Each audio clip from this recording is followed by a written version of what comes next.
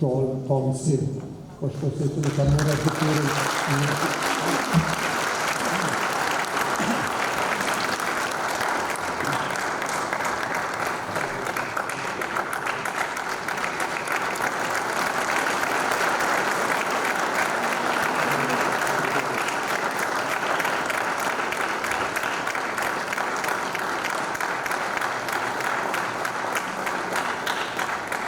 Të rikthehesh këtu në Universitetin e Prishtinës, jo më si studente apo ligjëruese, por të pranuar një nder nga vetë ky tempull i dijes që të rriti, është një emocion që nuk përshkruhet lehtë.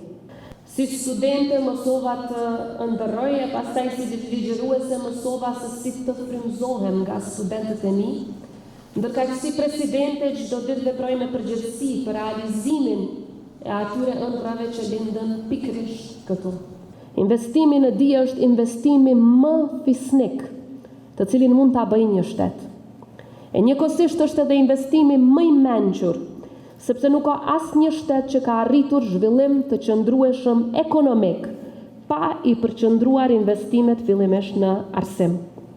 Shteti që investon në arsim, investon në stabilitet, në zhvillim dhe në dinjitet.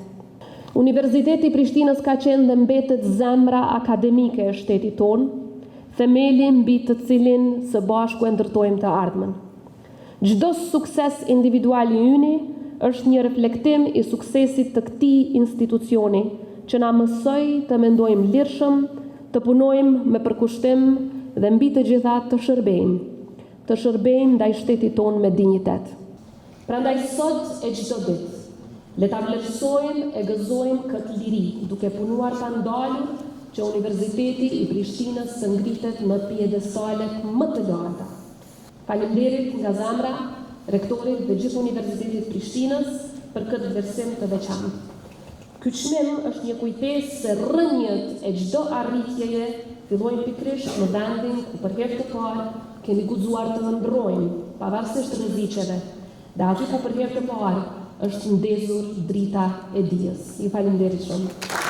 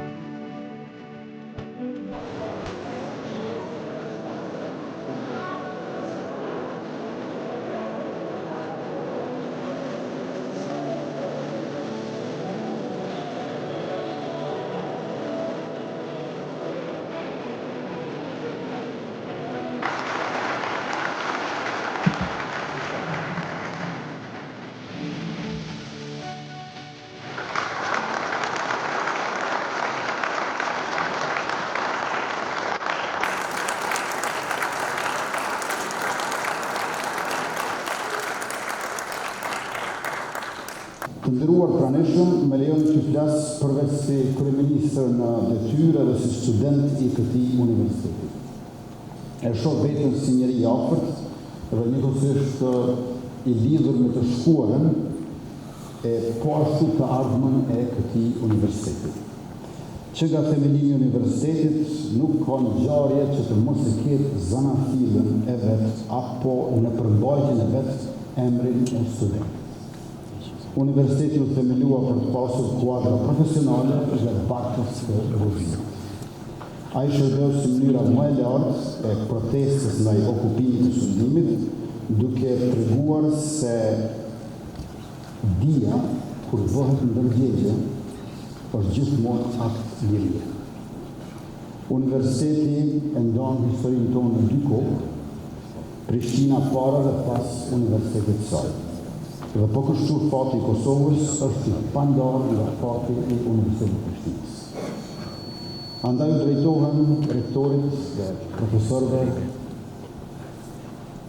me imperativin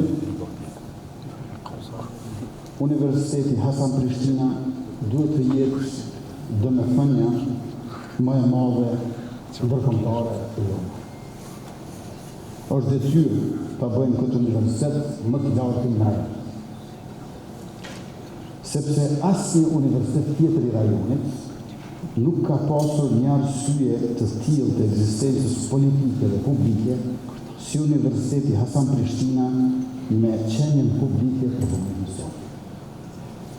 Diçka thelbësore në përkufizimin e universitetit, por edhe arsyeja e dytë se përse na kërkohet të bëjmë shumë të suksesshëm këtë universitet, është vetë studenti si pikpreja midis intelektualit dhe qytetarit.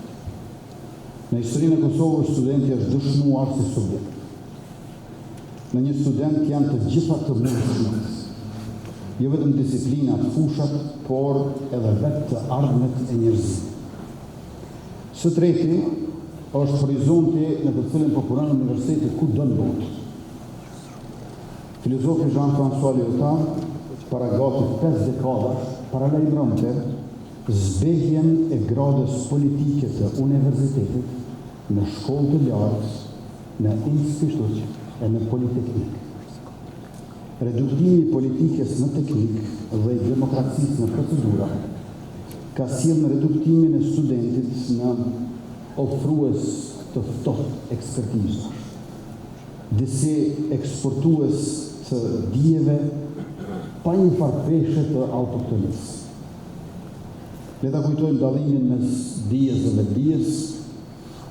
Nëse dija profesionale është e përqendruar te ndërtimi i kapitaleve të çdo lloji, intelektuali është ai, siç e përkufizonte Jean-Paul Sartre, si zbuluesi i konfliktit të parreshtur mes mendimit të njeriut modern dhe kushtit njerëzor të kapitalit. Dhe nuk ka vend tjetër të ndërgjegjësimit mbi këtë rol, sikur te një vend, sikur te ky vend që quhet universitet. Së katërti, mendimi është ai që e cilëson dijen. Ne mund të mbledhim dije për ato në pafund. Dhe si të tilla nuk e kanë të dhënë natyrshëm orientimin e tyre. Asnjëri prej nesh nuk zotron tërë dijet, por secili prej nesh ka për detyrë mendimin. Dija eksperte, po që se realizohet pa vetdije publike, e bën njeriu disi indiferent. Këtë dukuri mund ta quajmë dije e ftohtë. Historia e Kosovës me studentët dhe profesorët e saj është pikërisht rruga që fal ngrohtësi, e nganjëherë edhe nxehtësi e mendimit teksa zbulonte ligjet e tmerrshme dhe antinjerëzore të asaj kohe.